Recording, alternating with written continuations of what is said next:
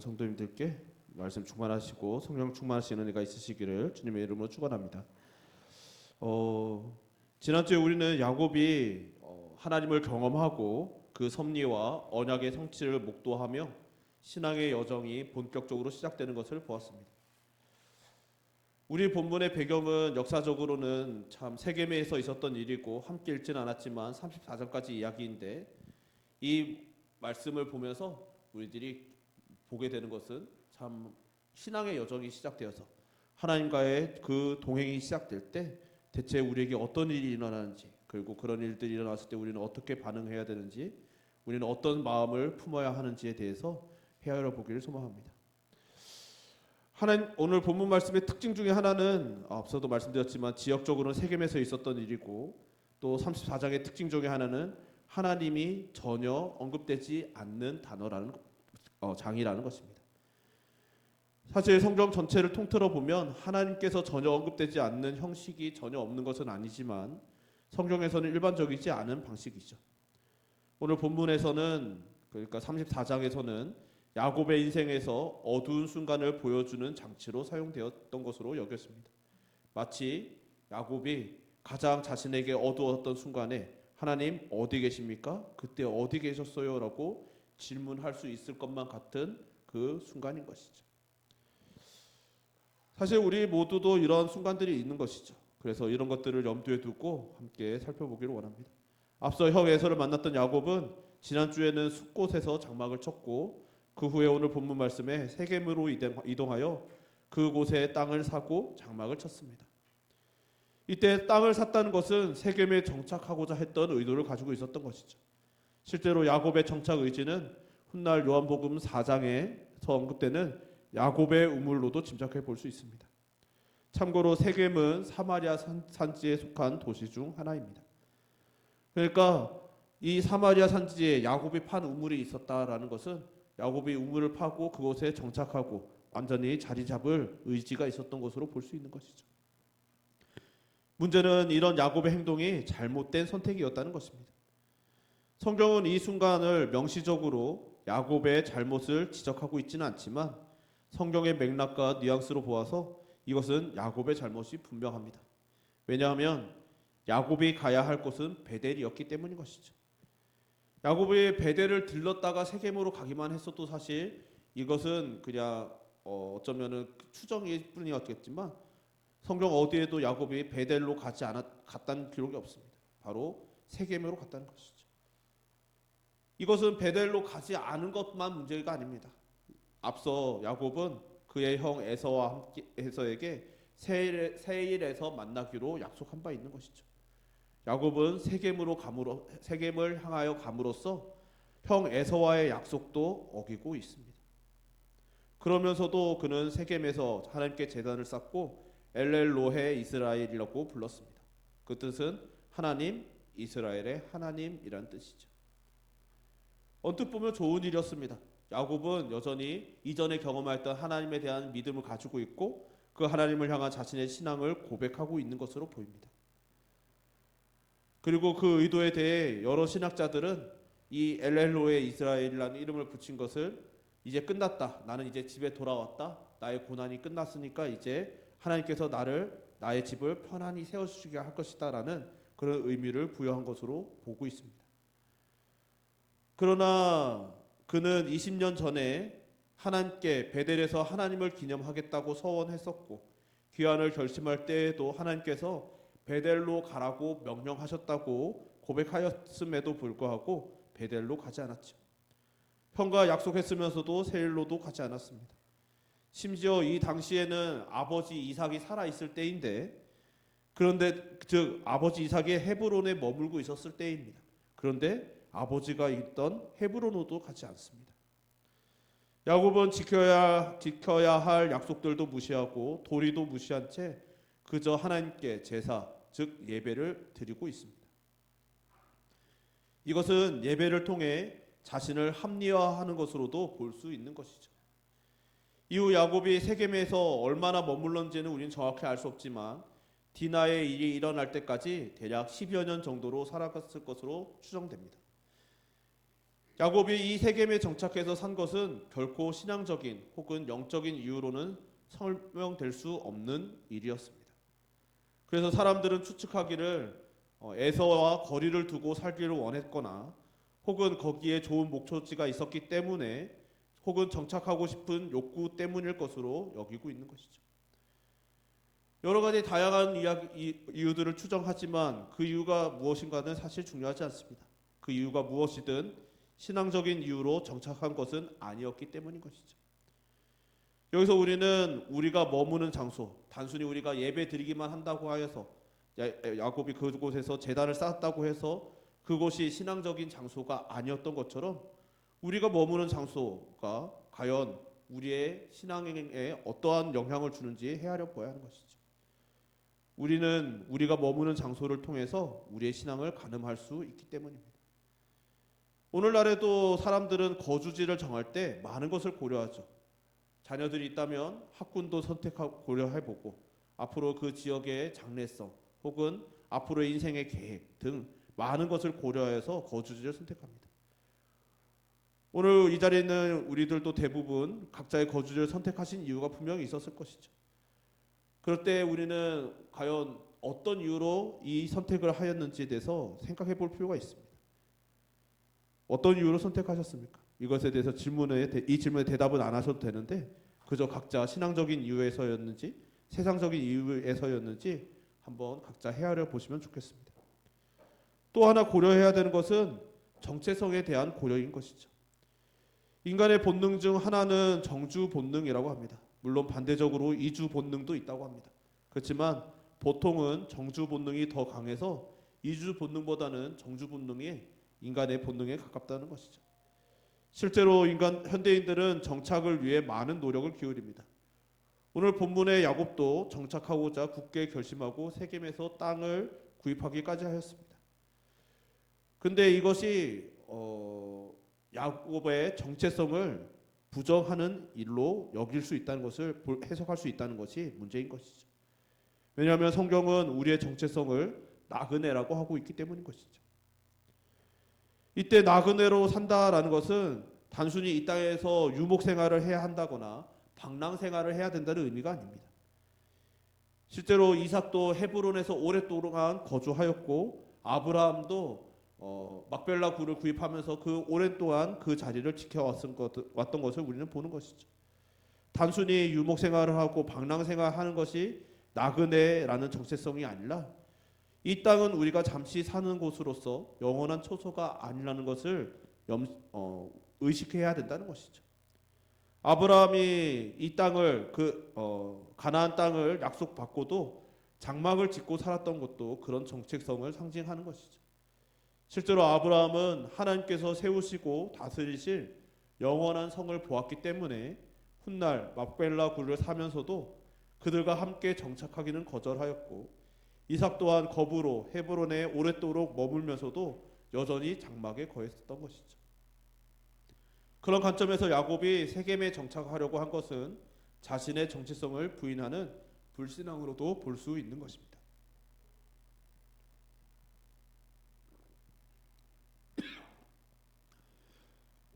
오늘 본문 그런 면에서 오늘 본문은 33장 18절에서 20절은 단 3절에 불과하지만 야곱이 잘못된 장소에서 잘못된 생각을 하고 있었는지를 우리에게 보여주는 것이죠. 그 결과가 이어지는 34장에서 드러납니다. 먼저 분명히 말씀드리는 것은 이것은 인과응보의 관점에서 보셔서는 절대로 안 된다는 것이죠.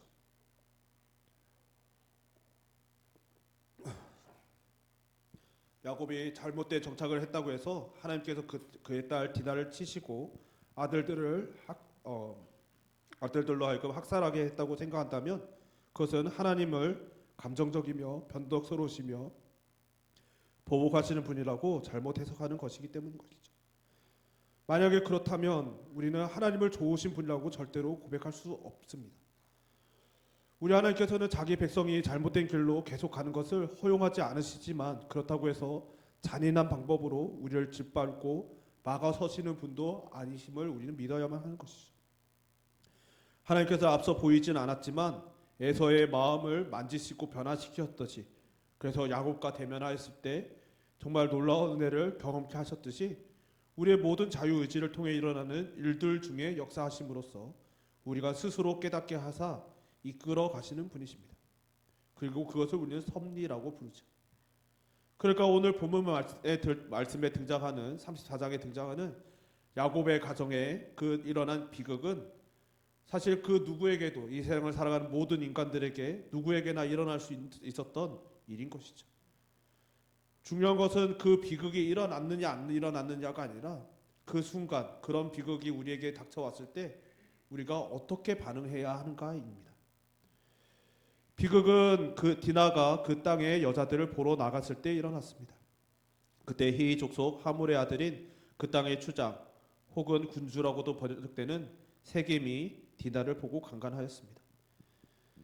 아마 야곱과 디나를 포함한 그의 가족들은 그날 아침까지도 그 세겜의 사람들을 좋은 이웃들이라고 생각했을 것입니다.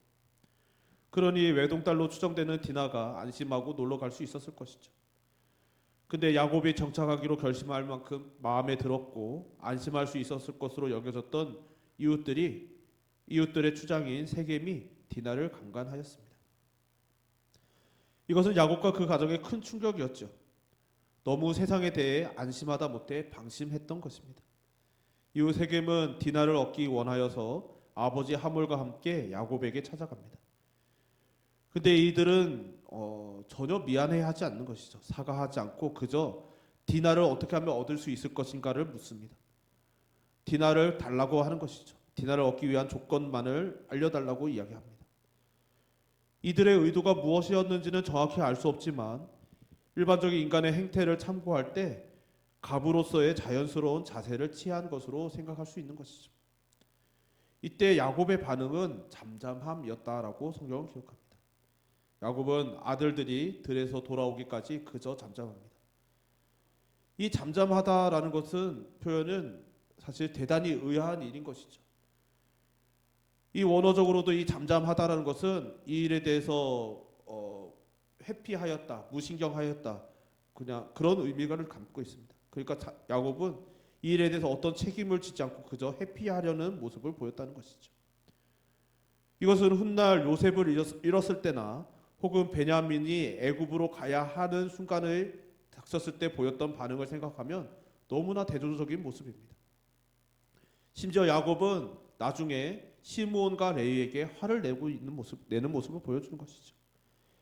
이런 야곱의 이해할 수 없는 반응에 대해서 어떤 신학자들은 이 디나가 레아의 딸이었기 때문에 이런 반응을 보였다라고 해석하기도 합니다. 야곱의 가정에 여전히 차별이 존재하고 야곱이 여전히 편애하고 있었다라는 것이죠.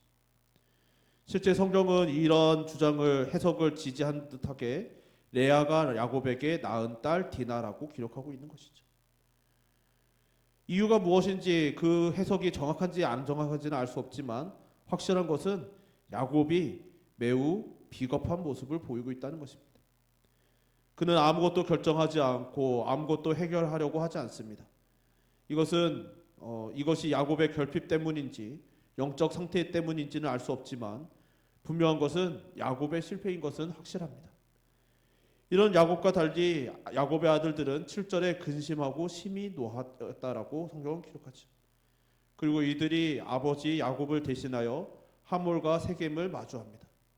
이들에게 하몰과 세겜은 어떤 대가로도 치를 테니 디나를 달라고 하는 것이죠.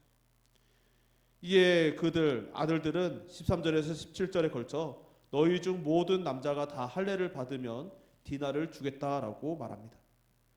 이를 들은 세겜과 하몰은 이를 받아들일 만한 조건이라고 생각해야 했습니다. 그래서 돌아가서 그들의 족속들을 설득하여서 이 조건을 받아들인 것이죠. 문제는 이것이 속임수였다는 것입니다. 그것도 하나님께서 언약의 표시로 주셨던 할례를 속이고 죽이기 위해 이용하였습니다.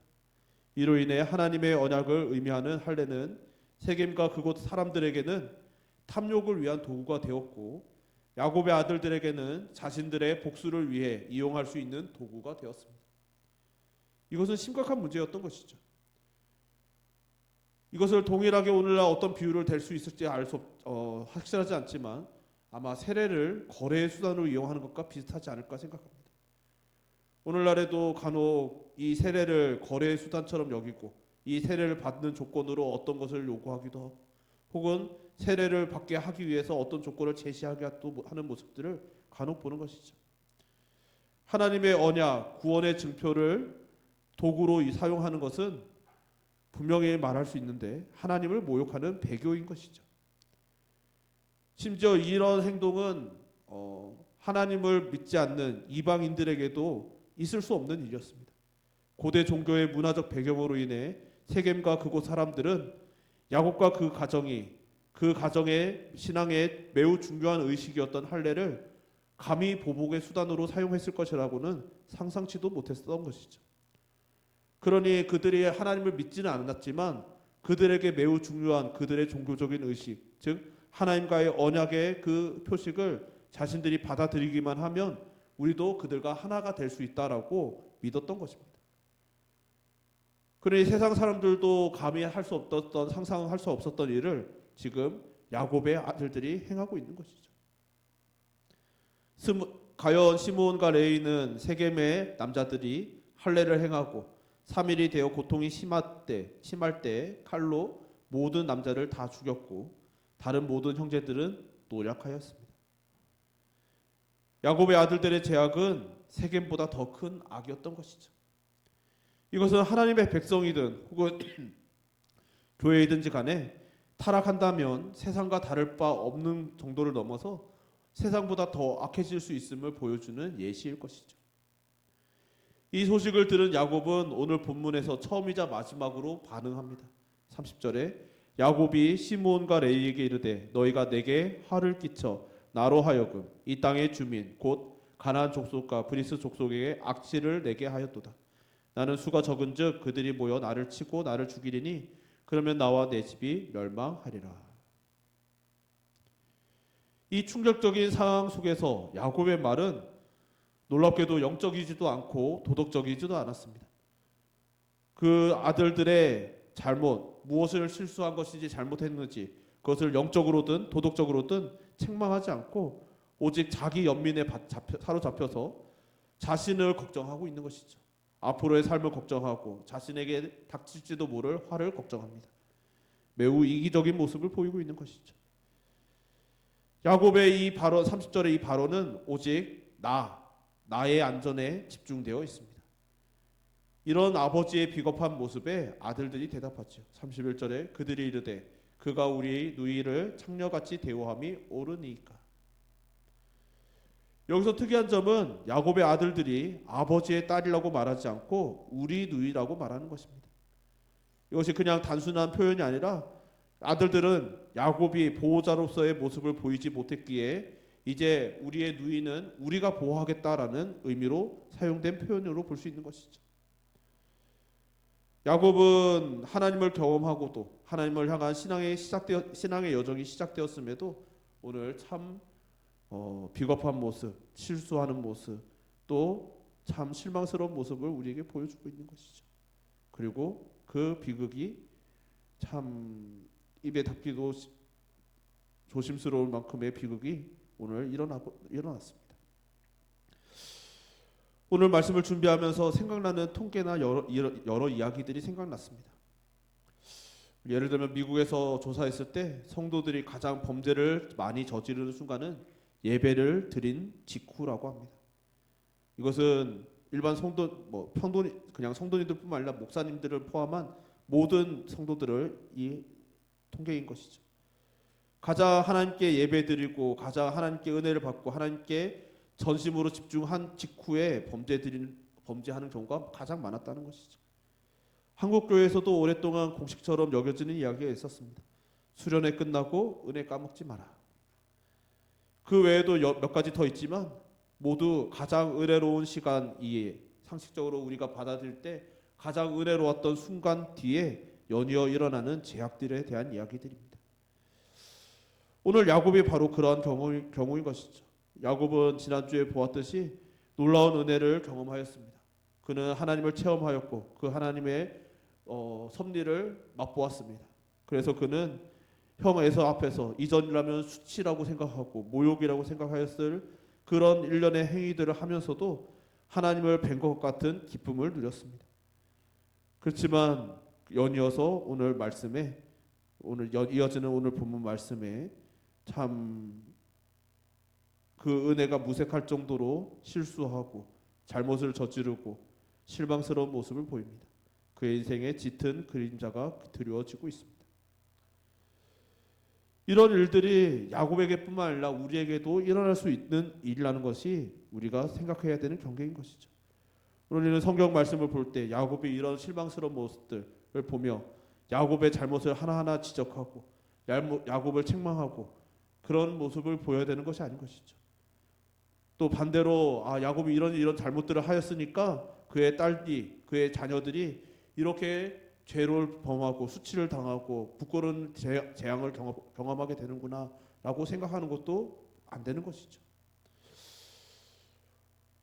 우리는 오늘 야곱은 인간적인 생각 바른 방향 오늘 말씀을 통해서 우리가 생각해야 될 바른 반응은 분명합니다. 말씀에 비춰 우리를 돌아보는 것이죠. 오늘 야곱은 인간적인 생각으로 안정을 추구했습니다. 그리고 그간의 불확실함이 싫었을 것이죠. 사람들은 불확실함을 매우 싫어합니다. 불확실한 상황이 눈앞에 있을 때 매우 스트레스를 받고 이에 대한 불안감을 가져죠. 그래서 끊임없이 준비하고 끊임없이 노력하고 끊임없이 계획을 세우고 끊임없이 대비합니다. 그래서 그런 본능 같은 모습을 야곱도 보인 것이죠. 그래서 그는 세겜에 정착함으로써 그 인생의 불안정함을 불확실함을 줄이고자 하였던 것입니다. 안정을 얻고자 하였습니다. 문제는 이것이 신앙적인 선택이 아니었다는 것이죠. 그 결과 그는 영적으로도 육신적으로도 가정적으로도 처참한 실패를 맞이해야 했습니다. 그는 아들들에게 당신은 우리의 보호자가 아니라는 소리를 대면하여 듣는 지경에 이르렀습니다. 그럼에도 이 실패가 끝이 아니라는 것이 우리에게 너무나 중요한 것이죠. 야곱처럼 이렇게 실패하면 안 되겠구나. 야곱처럼 이런 실수를 하면 안 되겠구나가 아니라 야곱이 이렇게까지 실수하고 이렇게까지 실패하고 이렇게까지 좌절스러운 순간을 맞이하였음에도 불구하고 이 이야기가 끝이 아니라는 것에 우리는 주목해야 합니다. 우리가 모두 알듯이 야곱의 이야기는 아직 끝나지 않았던 것이죠. 이전 때도 야곱이 수없이 반복되는 실수, 비신앙적인 모습들, 또 하나님 앞에서 참 하나님을 믿지 않고 신뢰하지 않는 그 모든 모습들에도 하나님께서 동행하셨듯이 여전히 야곱에게는 기회가 있었고 여전히 야곱의 이야기는 계속되고 있었습니다. 하나님의 섭리도 이 야곱의 가정, 더 정확히는 이스라엘의 가정을 떠나지 않고 이어져 가게 됩니다. 그리고 이 모든 고난을 딛고 야곱의 고백이 끝내 연그는 것 또한 우리는 뒤에 보게 되죠. 오늘 말씀을 통해서 우리는 야곱의 실패를 보는 것이 아니라 우리 모두는 실패를 두려워하지만 설사 실패한다 할지라도 끝이 아니며 우리의 가장 낮고 비참한 순간에도 하나님께서 우리와 함께 하시는 분이시라는 것을 우리는 바라봐야 하는 것이죠. 그래서 오늘 34장은 하나님이 하나님이라는 단어가 전혀 등장하지 않음에도 불구하고 하나님께서 야곱과 동행하신다는 것을 우리에게 보여주는 중요한 말씀이 되는 것이죠. 간절히 바라기는 이 자리에 있는 저와 여러분 우리 모두가 정말 우리의 인생에 야곱이 정말 하나님을 경험하고 또 저질렀던 수많은 실수들, 실패들, 그리고 정말 하나님 앞에서 잘못된 선택들을 하였던 것, 그리고 그가 경험한 비참한 일들, 그런 모든 일들에도 불구하고 하나님께서는 그런 순간에도 야곱과 동행하셨음을 기억하시고 우리가 어떤 조건들을 갖추는 것, 우리가 어떤 실수를 하지 않는 것에 우리의 행위에 집중하는 자들이 아니라 그럼에도 불구하고 인자하신 하나님께서 우리를 사랑하사 우리와 동행하시는 것을 그리고 우리의 그 모든 실수조차도 사용하셔서 우리를 선한 길로 이끌어 가시는 분이심을 신뢰하시며 늘 평강을 누리시고 또 믿음의 경주를 끝내 완주하시기를 주님의 이름으로 축원합니다. 우리 찬양 한 곡 부르고 같이 기도했으면 좋겠습니다. 나의 영혼이 우리 함께 찬양하겠습니다.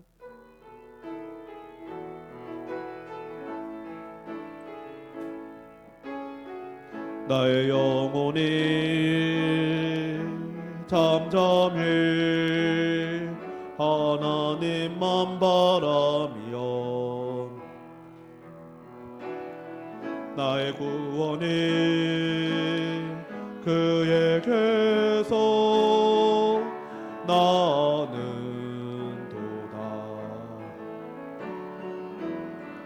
나의 영혼아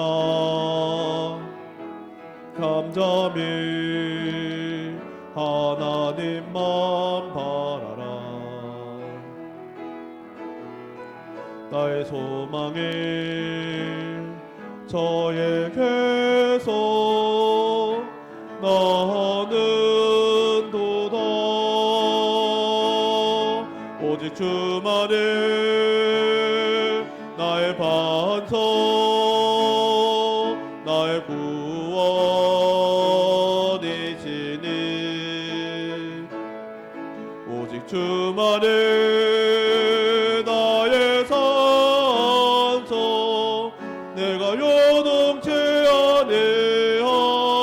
나의 구원 나의 영광 나의 구원 나의 영광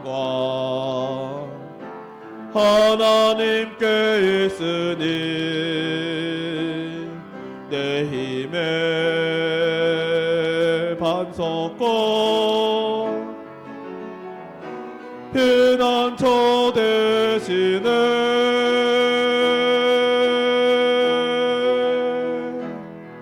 오직 주만이 나의 반석 나의 구원이시니 오직 주만이 나의 산성 내가 요동치 아니하리. 우리 이 시간 함께 기도합시다. 기도하실 때 정말 우리의 구원이 어디에 있는지 날마다 되새기는 주의 백성 되게 하여 달라고 우리가 함께 기도했으면 좋겠습니다. 야곱이 우리가 보면 너무나 흠과 티가 많은 자식이고 너무나 실수도 많이 하였고 너무나 실망스럽지만 그러나 그 실망스러운 그의 행위가 하나님의 구원의 조건이 아니었듯이 우리 또한 그러함을 이 시간 기억하면서 하나님 내 행위가 아니라 하나님께서 우리를 사랑하여 주심에 감사드립니다. 하나님께서 우리의 구원이시며 우리의 산성이고 요새 되어주심에 감사드리오니 우리가 이 믿음을 가지고 굳건하게 또 이 믿음의 경주 끝까지 완주하게 하여 달라고 우리의 믿음을 위하여서 우리의 신앙의 여정을 위하여서 이 시간 주여 한번 부르고 함께 기도합시다. 주여 삶을 그려 부서하실 하나님 아버지 오늘도 이렇게 저희들 불러주셔서 감사드립니다. 주여 은혜가 아니면 살아갈 수 없는 저희들이 오늘도 주님께 기도하며 간구하며 나아갑니다. 주 하나님 아버지 주님 오늘 야곱의 이야기를 들으며 저는 새삼스럽게 다시 깨닫는 것은 하나님께서는 우리의 행위 우리의 행동 우리의 갖추는 조건이 아니라 그저 하나님께서 은혜로 우리를 선택하시고 우리를 택하사 구원하시며 주의 백성 삼으셨다는 것입니다. 아버지 그로 인하여 야곱이 누리는 은혜가 실수하였지만 넘어졌지만 좌절하였지만 심지어 자녀들에게도 외면당하였지만 그러나 그 얘기가 끝나지가 않냐고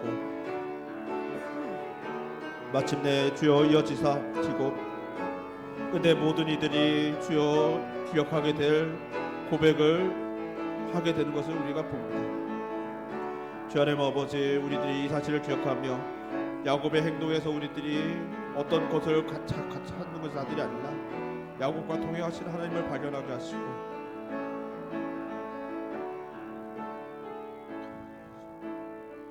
살림하신 하나님 아버지 오늘도 이렇게 저희들 불러주시사 주의 말씀을 듣게 하시고 또 깨닫게 하시면 감사드립니다. 우리 날마다 주의 말씀을 의지하며 또 주의 말씀에 비춰 우리를 돌아볼 뿐만 아니라 우리의 행위에 일희일비하는 자들이 아니라 하나님께 더욱더 의지하고 우리의 연약함을 발견할수록 하나님께서 역사하시는 하나님께서 동행하시는 하나님께서 이루어가시는 그 섭리를 더욱더 신뢰하며 주님께 더 가까이 나가는 주의 백성 되게 하여 주옵소서. 불러주신 모든 은혜 감사드리오며 예수님 이름으로 기도드립니다. 아멘.